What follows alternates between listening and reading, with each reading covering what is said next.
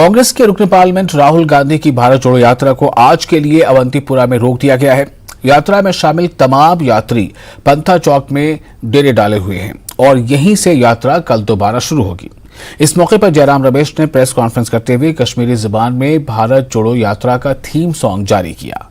Media से बात करते हुए जयराम रमेश ने कहा कि कल जब यात्रा का इख्तिताम होगा तो उस वक्त तक यात्रा 4080 किलोमीटर का फासला तय कर चुकी होगी। उन्होंने कहा कि मुल्क के 75 अजला यात्रा के दौरान कवर हुए हैं। जयराम रमेश ने आज यात्रा को लेकर सिक्योरिटी इक़दामात पर इत्मीनान का इजहार किया। वहीं कांग्रेस यूटी के सदर वकार रसूल वानी का कहना है कि आज यात्रा को लेकर लोगों का जोश व खरोश काबिले दीद था। वकार रसूल ने एक बार फिर दोहराया कि जम्मू कश्मीर में जमहूरियत और रियासती दर्जे की बहाली कांग्रेस की अवलीन तरजीह है। उन्होंने बीजेपी पर निशाना साधते हुए कहा कि यात्रा में लोगों की शमूलियत इस बात का सबूत है कि लोगों में नफरत के सियासत का खत्म होने का एक जज्बा है और काबिल जिक्र है कि प्रियंका गांधी वाड्रा और पीडीपी सदर महबूबा मुफ्ती समेत दीगर कायदीन आज की भारत जोड़ो यात्रा में राहुल गांधी के साथ शामिल हुए। गठबंधन के बारे में भारत जोड़ो यात्रा फोरम नहीं है। गठबंधन के संबंधित मामलों के बारे में मुझे कुछ कहने का, सभी पार्टियों ने स्वागत किया है। पीडीपी ने स्वागत किया है, सीपीएम ने भी स्वागत किया है, नेशनल कॉन्फ्रेंस तो स्वागत किया है। फारूक साहब मौजूद थे, उमर साहब मौजूद थे भारत जोड़ो यात्रा में, महबूबा जी भी मौजूद थी। अलग अलग और भी अलग पार्टी जो जम्मू एंड कश्मीर में है उन्होंने स्वागत किया है। पर जैसा कि मैंने कहा, गठबंधन की राजनीति अलग है। भारत जोड़ो यात्रा चुनावी राजनीति से ऊपर हटकर है। यह विचारधारा की राजनीति के आधार पर भारत जोड़ो यात्रा निकाला गया है।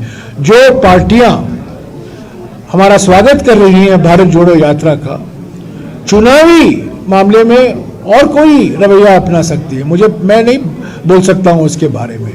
पर अब आज के हालात में हमने कोई कोएलिशन या सीट शेयरिंग या अलायंस के बारे किसी भी पार्टी के साथ बात नहीं की है। भारत जोड़ो यात्रा का मकसद वो नहीं था। और न्यूज़ 18 से बात करते हुए कांग्रेस यूटी के सदर वकार रसूल वानी ने कहा कि हम ख्याल जमातों ने इस रैली को लेकर जबरदस्त कारकर्दगी का मुजाहरा किया है। भारत जोड़ो यात्रा आज आखिरी चरण में चल रही थी और इस टाइम ये फाइनल अपनी डेस्टिनेशन यहाँ अवंतीपोरा पहुंच गई है। हमारे साथ बात करने के लिए मौजूद है कांग्रेस के सदर वकार रसूल वानी। वकार साहब, आज दिन के हवाले से बताइए, क्या आज मुतमईन हैं आप जो सिक्योरिटी जिस तरह के इंतजाम रहे? हाँ, बहुत अच्छा था। हम जहाँ जब क्रिटिसाइज करना हो तो करेंगे। आज हम एडमिनिस्ट्रेशन का शुक्रगुजार हैं कि उनने बहुत अच्छे सिक्योरिटी अरेंजमेंट्स किए थे। अलबत्ता जो आपने इख्तिताम किया तो अभी इख्तिताम नहीं हुआ है। अभी पैंथा चौक से नेहरू पार्क तक कल चलेगी यात्रा। जी, मैं आज दिन का कह रहा हूँ, आज दिन का इख्तिताम हो गया और बहुत ज्यादा भीड़ थी। और आपको ये भी मैं बताना चाहता हूँ कि हमने एक गाड़ी भी नहीं लगाई थी। ये सारा कश्मीर का जो पूरा फ्लड आया था लोगों का, औरतें, बच्चे, बुजुर्ग और खासकर नौजवानों की बड़ी तादाद थी। और हम आज शुक्रगुजार हैं प्रियंका जी का, वो भी आज ज्वाइन हुई, और महबूबा जी का भी शुक्रगुजार है, वो भी हमारे साथ चल पड़ी। तो मैं ये कहूंगा, भारत जोड़ो यात्रा अभी तक 3790 किलोमीटर चली है। यहां से 10 किलोमीटर श्रीनगर होगा या 15 किलोमीटर होगा, तो कल 10 किलोमीटर का वाक है। तो ये भारत जोड़ो यात्रा इख्तिताम होगा और उसके बाद परसों जो है कंक्लूडिंग स्पीच होगी राहुल जी की, झंडा लहराएंगे और भारत जोड़ो यात्रा जो है खत्म होगी। तो मैं ये कहूंगा, एक इम्पैक्ट छोड़ा इस भारत जोड़ो यात्रा ने। लोगों की दिमाग में ये समझ आया कि ये बीजेपी और आरएसएस के लोग हमको फिरका परस्ती के नाम पे वोट ले रहे हैं, नफरत के नाम पे वोट ले रहे हैं। जो इन्होंने हमसे वादे किए थे 2-2 करोड़ नौकरियां दिलाने के, वो खत्म हो गए। अच्छे दिनों के वादे किए थे वो भी कहीं नहीं आए। 15-15 लाख अकाउंटों में डालने के वादे किए थे वो भी कहीं नहीं आए। अलबत्ता वादा कुछ नहीं किया, अलबत्ता हमारी स्टेट का दर्जा छीना, यूटी बनाया, 2 हिस्से स्टेट के किए। अभी देखो, आप गरीबों की जमीनें छीन रहे थे। जो कांग्रेस ने रोशनी में लोगों को जमीनें दी थी, किसी का मकान दिया था, किसी को उसको डोजर लगा रहे हैं, प्रॉपर्टी टैक्स लगा रहे हैं, नौजवानों के नौकरियों में स्कैम निकल रहे हैं, किसी को नौकरी नहीं मिल रही है, daily Vaser, casual labour, NYC, रहबरे खेल, मनरेगा, NRHM, हॉस्पिटल, सारे बेचारे सड़कों पे दरबदर है, किसी का काम नहीं हो रहा है। एनसी कांग्रेस और पीडीपी एक मंच पर नजर आ रहे हैं। आज भी हमने देखा जहां कांग्रेस के झंडे थे वहीं नेशनल कॉन्फ्रेंस के और पीडीपी के झंडे भी इस यात्रा में थे। हमने ये जो यात्रा थी, this is a non political, इसमें हमने लाइक माइंडेड पार्टीज को सबको राहुल जी ने दिल्ली से इनवाइट किया था कि मेरी यात्रा में शामिल हो जाइए। ये यात्रा अनएम्प्लॉयमेंट के खिलाफ है, जो आज बेरोजगारी बढ़ रही है, महंगाई के खिलाफ है जो बहुत ज्यादा है इस वक्त, और नफरत और फिरका परस्ती के खिलाफ है। और हमने इसको लखनपुर से स्टेट का दर्जा भी जो है वो भी जोड़ा है। तो सब लाइक माइंडेड पार्टीज आ रही हैं, जुड़ रहे हैं। ऐसा नहीं है कोई PAGD नहीं है, कोई अलायंस नहीं है, वो तब देखा जाएगा जब इलेक्शन आएगा। लेकिन इसमें एक चीज अया हुई, जो पार्टियां बीजेपी और मोदी जी के साथ जुड़ी हैं वो आराम से साइड पे हो गई। जो लोगों को बोल रहे थे नहीं जी हम सेकुलर फोर्सेस हैं, वो है ये है, आज वो मोदी जी के साथ ही जुड़ी रही। आजाद साहब की तरफ आपका इशारा है? उन्होंने सोचा कि अगर हम यहाँ आए तो मोदी जी कहीं नाराज ना हो जाए, कहीं उसके आंसू जाया ना हो जाए। तो मसला ये है कि हम चाहते हैं कि सेकुलर फोर्सेस मजबूत हो, वो ही खुशहाल कश्मीर यहाँ लौटे जो खुशहाल कश्मीर आज से 20-30 साल होता था, और यहाँ के नौजवानों को रोजगार मिले। और राहुल जी का दिल जो है प्यार मोहब्बत से कश्मीरी आवाम के लिए बहुत धड़कता है। मुझे लथपुरा शहीदों को भी श्रद्धांजलि दी गई आज, यहाँ पे काफी अहम वो भी था। देखिए हमारे फौज के लोग यहाँ शहीद हुए तो उनको श्रद्धांजलि देना कोई गलत थोड़ी है। उन्होंने दिया, जहाँ पे हुआ था वहां पे उन्होंने फूल चढ़ाए। थैंक यू, बहुत बहुत शुक्रिया। न्यूज़ 18 से बात करने का शुक्रिया। तो ये थे कांग्रेस के सदर वकार रसूल वानी, जिनका साफ ये कहना था कि जो लाइक माइंडेड पार्टीज हैं वो इस यात्रा से जुड़ रही हैं, क्योंकि जो मसले मसाइल हैं वो तकरीबन सभी इन पार्टीज के सेम हैं। और उन्होंने साथ में ये भी कहा कि जो 30 तारीख को जो रैली होने जा रही है उसमें भी न सिर्फ रीजनल पार्टीज बल्कि बाकी भी जो लाइक माइंडेड पार्टीज हैं वो भी उस रैली में शामिल रहेंगी। कैमरामैन फिरोज वानी के साथ परवेज भट्ट, नेटवर्क 18, अवंतीपोरा। राहुल समेत दीगर कायदीन ने 40 CRPF जवानों को खिराज अकीदत पेश किया जो 2019 के लथपुरा पुलवामा में हुए हमले में शहीद हुए थे। यात्रा अपने आखिरी चरण में यहाँ इस टाइम लथपुरा पुलवामा में पहुंची है। यहाँ लथपुरा पुलवामा के बारे में आप जानते ही होंगे कि यहाँ पे 2019 को जो फिदाइन हमला हुआ था उसमें तकरीबन 40 के करीब जो है CRPF जवानों ने अपनी जानें गंवाई थी।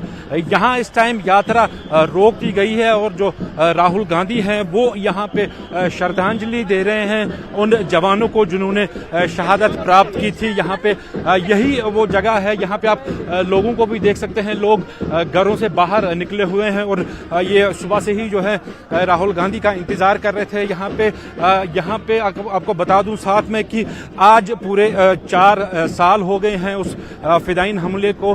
2019 में फेब के महीने में वो हमला हुआ था जिसमें काफी सारी जो है CRPF अहलकारों की जानों का नजराना दिया था उन्होंने। यहाँ पे आप देख सकते हैं कि रैली फिर से यहाँ से शुरू हो गई है। कुछ देर के लिए यहाँ पे रैली रुकी थी और राहुल गांधी जो हैं उन्होंने इन जवानों को श्रद्धांजलि दे दी, जिसमें राहुल गांधी के साथ जो सीनियर PDP लीडरान हैं वो भी शामिल है। कैमरामैन फिरोज वानी के साथ परवेज भट्ट, नेटवर्क 18, पुलवामा। आने वाले मरकजी बजट से कश्मीर के लोगों को काफी तवक्कुआत हैं। मुख्तलिफ शोबे हाय जिंदगी से ताल्लुक रखने वाले अफराद ने आने वाले बजट से कई उम्मीदें लगाई हैं। आने वाले बजट को लेकर कश्मीर में क्या कुछ तरह की उम्मीदें हैं, लोग किस तरह इसको देख रहे हैं। हमारे साथ कुछ मकामी लोग जुड़े हैं, उनसे बात करते हैं और देखते हैं कि इस बजट को वो किस तरह देख रहे हैं और किस तरह की उम्मीद वो इस बजट से रख रहे हैं। जी, आपका नाम? बशीर अहमद जी। जो आने वाला बजट है किस तरह उसको आप देख रहे हैं? देखिए, जहाँ तक बजट का ताल्लुक है ये होता है तखमीना है कि साल के लिए हमको क्या क्या अहदाफ है, किन किन कामों पर पैसा कहाँ कहाँ खर्च हो जाएगा।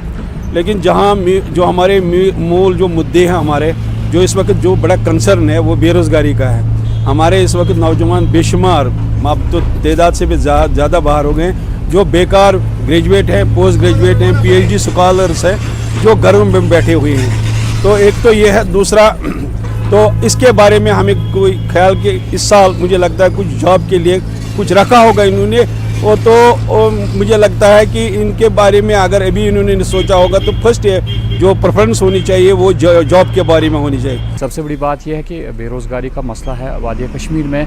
यहाँ पे जितने भी बेरोज़गार हैं वो चाहते हैं कि बजट में अगर उनको शामिल किया जाए।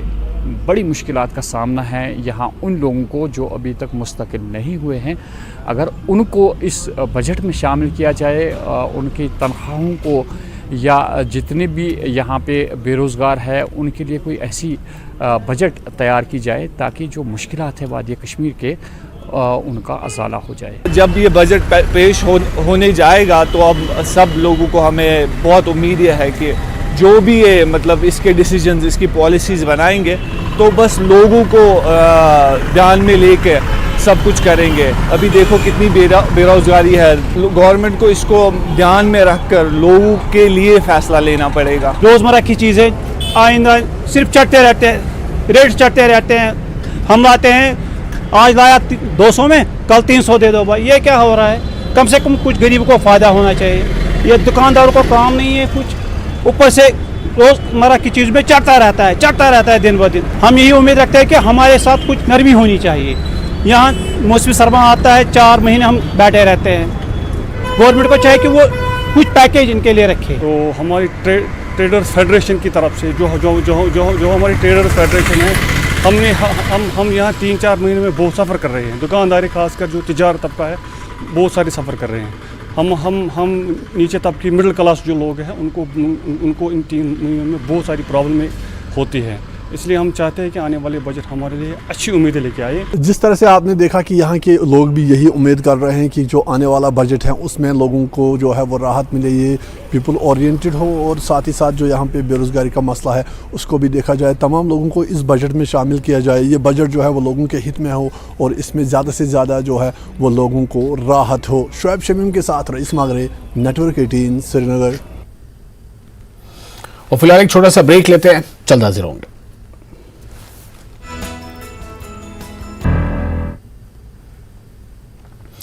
ब्रेक के बाद फिर आपका स्वागत है। 2023 के मरकजी बजट से आम लोगों को काफी उम्मीदें हैं। लोगों का कहना है कि जम्मू कश्मीर में सरकार ने फिलवक्त जरूरत से ज्यादा टैक्स नाफिज किए हैं। टैक्स को खत्म करने की बेहद जरूरत है।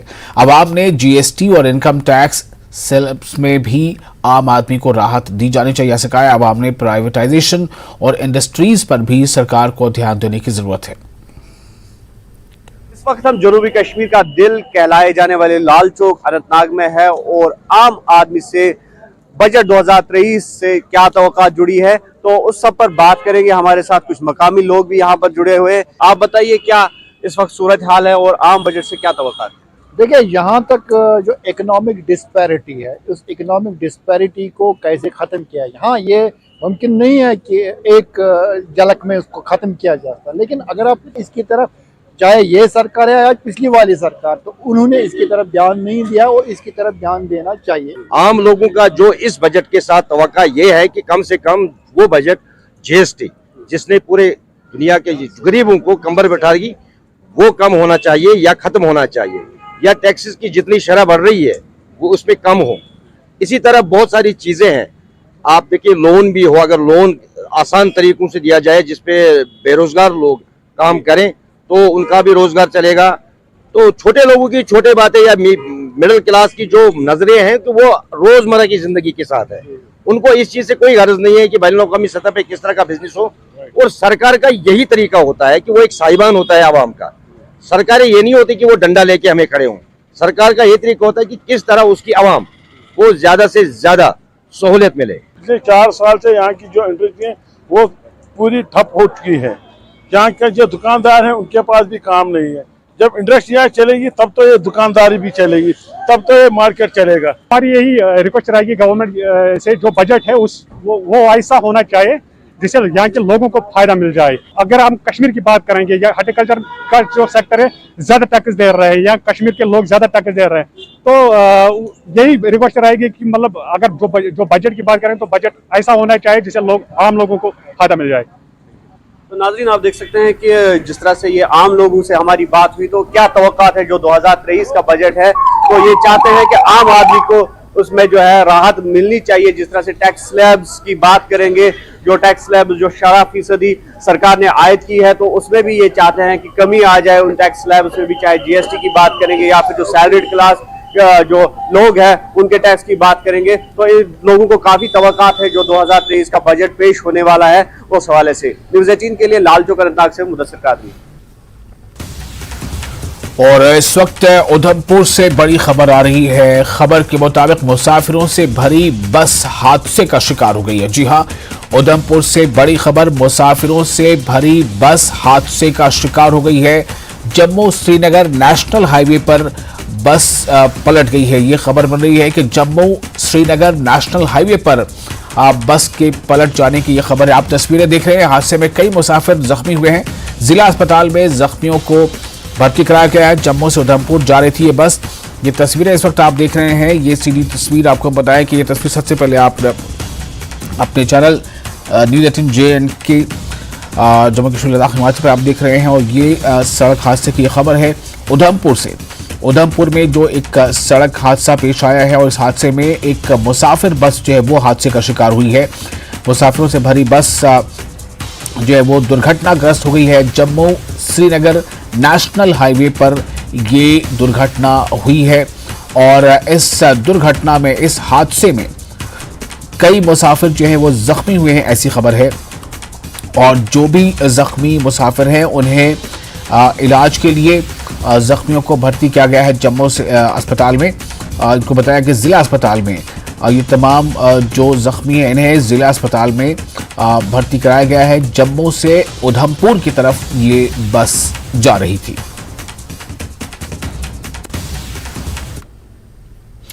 जम्मू कश्मीर के साबिक वज़ीर आला डॉक्टर फारूक अब्दुल्ला ने शहीदों को ख़ियाली अक़ीदत पेश करने के लिए सांबा में मुनक़िद की जा रही विष्णु महायज्ञ में शिरकत की।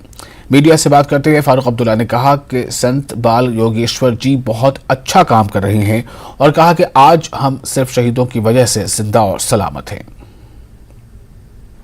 मैं कहूँगा ये सबसे बड़ा पवित्र काम ये कर रहे हैं गुरु जी, जिन्होंने इस वतन के लिए शहादत दी है। उनके परिवारों के साथ उनकी हमदर्दी करते हैं, उनकी मुश्किलें दूर करते हैं। सरकार जितना कर सके वो करेगी, मगर ये धर्म के रास्ते से उनकी मदद कर रहे हैं उनके दुखों को, क्योंकि वो वापस तो आ नहीं सकते, मगर जो दुख है उस दुख को कम करने की कोशिश करते हैं।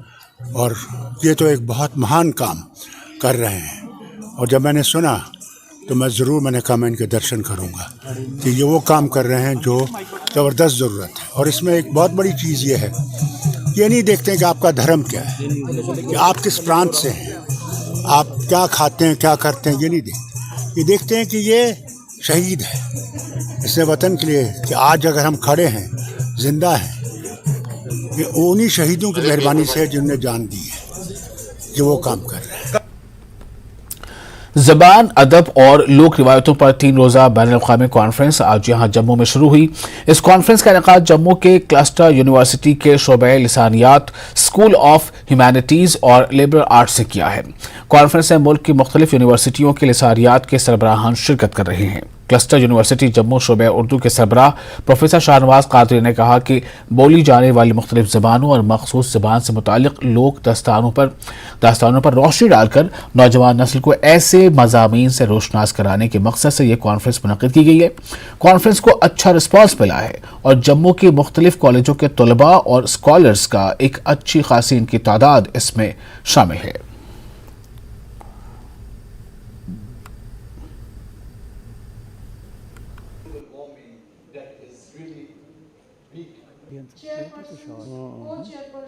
ये 3 रोज़ा कॉन्फ्रेंस है जिसमें ज़बानों के साइंस यानी लिसानियात के बारे में बात होगी, लिंग्विस्टिक्स के बारे में बात होगी और फोकलोर के बारे में स्टूडेंट्स को अवेयर किया जाएगा। ये हमारी 3 रोज़ा कॉन्फ्रेंस है बैनुल-अक़वामी सतह पर। अभी जो हमारी नेशनल एजुकेशन पॉलिसी 2020 जो आई है, जो एक गेम चेंजर के हिसाब से देखी जाती है, उसमें थ्रस्ट है कि मदर टंग पर जोर हो, उसमें ये थ्रस्ट है कि लोकल लैंग्वेजेस पर जोर हो।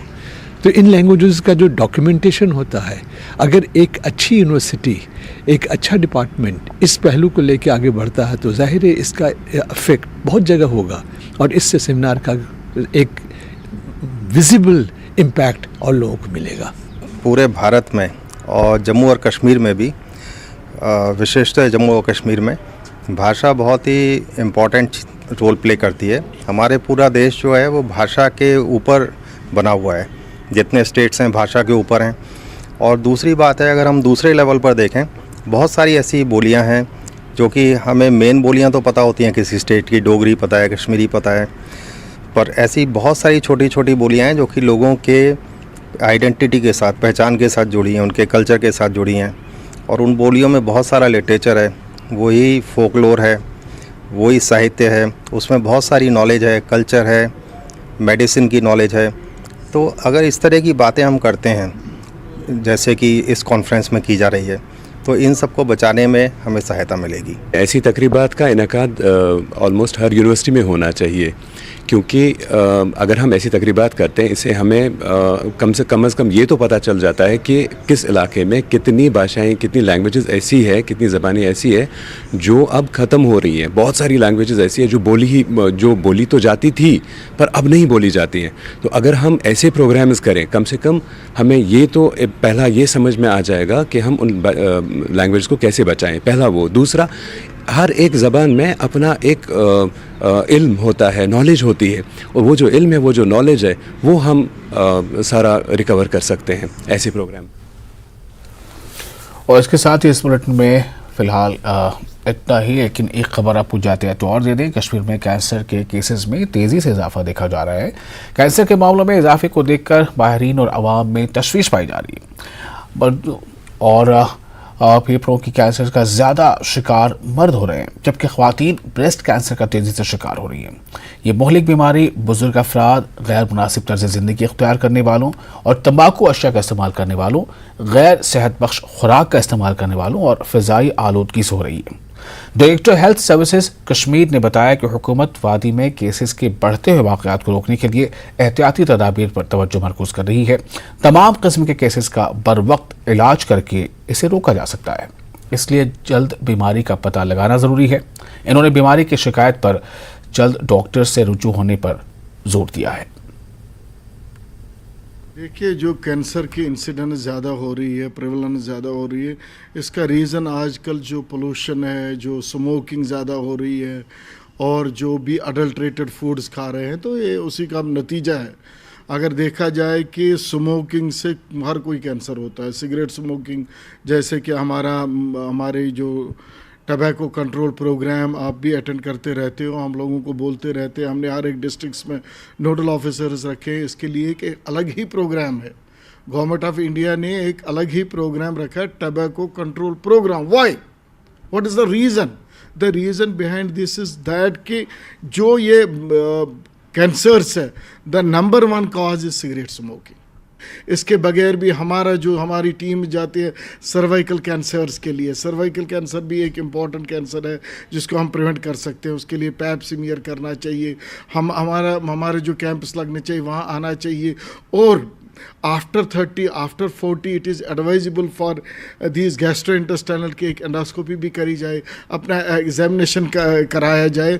उससे भी बहुत हद में अर्ली डिटेक्शन होगा। Early detection means best treatment and best outcome prognosis. Prevention में जो बेसिक ये है कि जैसे हमने बोला कि स्मोकिंग अवॉइड करें, एक्सरसाइज करें, लाइफस्टाइल में चेंज लाए, ओबेसिटी की तरफ ना जाए और रेगुलर हेल्थ चेकअप्स करें। After 30 to 40 years of age regular health checkups करने हैं for early detection of cancer. ये कैंसर पूरे विश्व में, पूरे दुनिया में इलाज बीमारी है।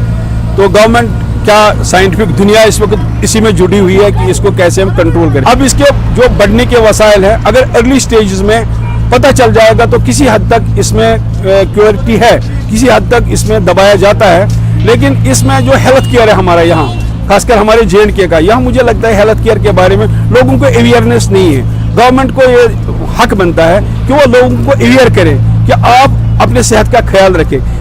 उसके बगैर जो और एक चीज़ है कि हमें एक हेल्दी लाइफस्टाइल मेंटेन करना चाहिए, जिसमें एक्सरसाइजेज बड़ी इंपॉर्टेंट है, जिसमें डाइट हमें ख्याल रखना है, जो कैंसरोजेनिक जो डाइट्स होती है वो हमें अवॉइड करनी है। तो एक फ़िज़िकल एक्टिविटीज़ में एक्सरसाइज वगैरह हमें इस्तेमाल करनी है, वो हमें ज़रूरी तौर पे करनी चाहिए। इसका अब लोगों को भी ख्याल रखना चाहिए, अपनी सेहत का ख्याल रखना चाहिए। कोई भी जो बीमारी है उसको लाइटली नहीं लेना चाहिए। आज लोग क्या करते हैं, सेल्फ मेडिकेशन बहुत सारी करते हैं, ये अवॉइड करनी चाहिए। किसी स्पेशलिस्ट के पास जाएं, उससे मतलब उनका पता चलता है कि बीमारी की जड़ क्या है और वो बहुत बढ़िया रहे। संगपुरा पटन में बीजेपी लीडर व पटन हल्के के नायब सदर जावेद अहमद भट्ट की रिहाइशगाह पर बीजेपी की जानिब से एक प्रोग्राम मुनक़िद हुआ, जिसमें बीजेपी जिला सदर गुलाम मोहिउद्दीन सूफी, जिला नायब सदर गुलाम हुसैन डार, पटन हल्के के सदर मोहम्मद अफजल, इमरान इब्राहिम और दीगर लीडरान ने शिरकत की। इस मौके पर काफी तादाद में लोगों ने बीजेपी में शमूलियत अख्तियार की। पटन हल्के के लिए नायब सदर नामजद करने पर जावेद अहमद भट्ट को मुबारकबाद पेश की गई। प्रोग्राम में बीजेपी जिला सदर गुलाम मोहिउद्दीन सूफी ने खिताब करते हुए कहा कि वज़ीर आज़म नरेंद्र मोदी की क़यादत में बीजेपी जम्मू कश्मीर की आवाम के तमाम मसाइल और मुश्किलात के हल के लिए कोशां है। उन्होंने कश्मीर में जिस तेज़ी से तामीर और तरक्की हो रही है वो वज़ीर आज़म की देन है, उन्होंने ऐसा कहा। सूफी और दीगर लीडरान ने वर्करों पर जोर दिया कि वो बीजेपी को मजबूत बनाने में अहम रोल अदा करें। प्रोग्राम में दीगर लीडरान ने भी खिताब किया। आज जब हम सिंहपुरा आए हैं, यहाँ पर हाल ही में हमने इस कॉन्स्टिट्यूंसी टीम में जावेद अहमद भट्ट साहब को वाइस प्रेसिडेंट बनाया है। इसकी काविशों और मेहनत से इसने यहाँ पर 20-25 आदमियों को भारतीय जनता पार्टी के लिए तैयार किया था। इन्होंने आज हमारे साथ हाथ जोड़ा है और इन्होंने आज ज्वाइन किया है भारतीय जनता पार्टी कि ये मैं अपनी तरफ से, अपनी डिस्ट्रिक्ट की तरफ से जावेद साहब को मुबारकबाद देता हूँ। मेरी यही गुजारिश है यहाँ के बाशूर आवाम को कि इनको नए चेहरों को सामने लाना है, उनको जितवाना है, ताकि एक गरीब का काम हो जाए, जिस गरीब को आज तक किसी ने नहीं पूछा है। और रामबन में दिल दहला देने वाला वाक़या पेश आया है। रामबन तहसील की पंचायत बॉलीवुड की एक और दूर उफ्तादा गांव ने संदरूट में आज सुबह 3 खवातीन समेत एक खानदान के 4 अफराद अपने मकान में मुर्दा पाए गए। एक दीगर खातून के जिला अस्पताल रामबन में मुंतकिली के दौरान मौत हुई। SSP रामबन मोहिता शर्मा का कहना है कि शुबह है कि इनकी मौत दम घुटने से हुई है। महलूकिन की शनाख्त चैन सिंह और इनकी बीवी शंकरी देवी, बेटियां संदेशा देवी और मोनिका देवी के तौर पर हुई है। मकामी सरपंच के मुताबिक ये वाकया उस वक्त रोशनी में आया जब उनके भाई चैन सिंह की कोई खबर नहीं मिली, तो उनके भाई ने मकामी पंच को उनके घर खैरियत दरियाफ्त करने को भेजा, जहां उन्होंने घर के अफराद की लाश देखी। आखिरी इतलात आने तक लाशों को पोस्टमार्टम के लिए जिला अस्पताल रामबन लाया गया है। कोई पता नहीं, कोई 5-6 दिन हो गए हैं जिनको मेडिसिन नहीं पहुंची। इनका कोई वो नहीं था मेडिसिन लाने वाला। नहीं, मतलब क्या बात क्या थी? बीमार थे या ठंड की वजह से? ठंड की वजह से मौत हुई है। क्या नाम? या तो बीमार थे या तो ठंड की वजह से हो गई। नहीं, माल मवेशी भी मर गया आधा सर। अच्छा, कुत्ते थे, वो कुत्ते माल मवेशी को खा रहे थे। अच्छा, तो क्या नाम क्या था इनका? क्या ये चैन सिंह के सुपुत्री है। अच्छा, मुन्ना जी। अच्छा, जानवर कितने? जानवर कोई करीब सर देखे उतना पहले तो हमने इनको देखा, वो तकरीबन कुछ 15 भेड़े हैं। अच्छा, और गायें भी 8-10 गाय एक ही कमरे में? हाँ, मतलब ये घर में एक साइड ये सोते थे, एक साइड वो था। मुझे ये बताइए कितने दिनों से पता नहीं चल रहा था इनका घर, मतलब लोग इन्होंने कंटेक्ट नहीं किया ना। अभी तक जो तफसीलात हैं उसमें 3 आदमी जो हैं वो डेड पाए गए हैं इनके घर में ही। तो एक को जिसको कहा जा रहा था कि सांसें अभी चल रही हैं, उनको यहाँ हॉस्पिटल में लाया गया है, तो यहाँ भी डॉक्टर ने उसको डेड डिक्लेयर कर दिया है। और कुल मिलाकर 4 की तादाद पहुंच गई मरने वालों। हाँ, और ये भी इंफॉर्मेशन है वहाँ से आ रही है कि कुछ मवेशी भी इनके घर में जो है वो भी मर चुके हैं। तो अभी एग्जैक्ट डिटेल का जो है पता नहीं चल पा रहा है। तो हमारी टीमें जो हैं वो वहाँ पे काम कर रही हैं, पहुँच चुकी हैं, कुछ ही देर में उसकी डिटेल भी। सर, कौन सी जगह घटना है रामबन डिस्ट्रिक्ट और कितने दूर है यहाँ से? कितना? बलिहोत विलेज है ये, यहाँ से गाड़ी से उतर के भी बहुत पैदल जाना पड़ता है और वहाँ बर्फ़ भी काफ़ी है।